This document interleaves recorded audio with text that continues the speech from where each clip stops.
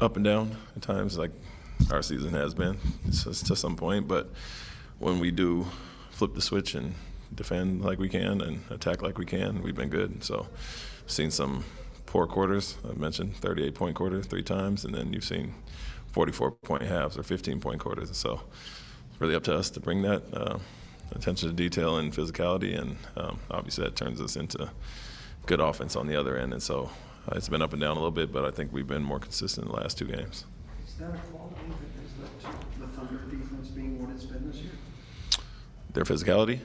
I think they do have some really good individual defenders and a really good rim protector and some versatility. So I'm sure that's part of it. More known for their offense in the past, but buying in on that end. And when their offense is taking the back seat a little bit this year so far, they relied on defense to get where they're at. And so good quality of a good team is they can do it on both ends. And like I said, the versatility that they have with Holmgren protecting the rim makes them good. Where do you see Tari Eason's growth and some of the things? I mean, the big game against Golden State, we all came back. Tari Eason and what he's bringing to your team on both ends. I think it's something we've always known. He just was injury prone last year, and so he wasn't out. Wasn't in as much, but whenever he did play in limited minutes at times and minute restrictions and all those things, he's very productive. And so he's a guy that impacts the game tremendously on the defensive end.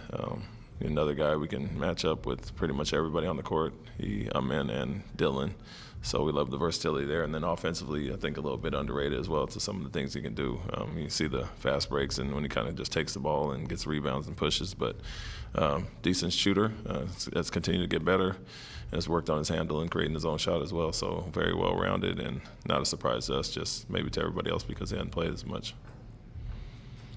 You made good reference, Gary, defensive teams. I don't know if you've watched every game we've done so far. I just wonder if you think the stretch, the way they kind of separate themselves from the rest of the league in defensive rating, if that's maybe a trend or if they kind of share some of those underlying traits with some of the great defensive teams you've seen. I mean, it's early, so it's a smaller sample size, but very impressive what they've done defensively so far. Those, historic numbers so far, but eight games in or whatever. And what I would say is when you have some small guys that can play up and vice versa, it gives you versatility across the board. And so take my Boston team, for example, when you got a Marcus Smart that can guard the ones or the fours, and Jason, Jalen, big wings that can guard. Point guards are big guys, and they have some of that with guys like Dort and some of the guys that bring off the bench. And so even Chet is a guy that can move his feet on the perimeter and guard bigs inside as well. So I'd say the versatility there is what makes teams dangerous. It can switch matchups, and you bring in Caruso and some of those guys as well. So that trade is good. It's not a traditional big and drop or whatever the case may be. They can do some different things, and that's always an added bonus when you can kind of move guys around, and I think that's what's benefited them. Anything else? Great. Thank you. Thank you. We're going to use this space for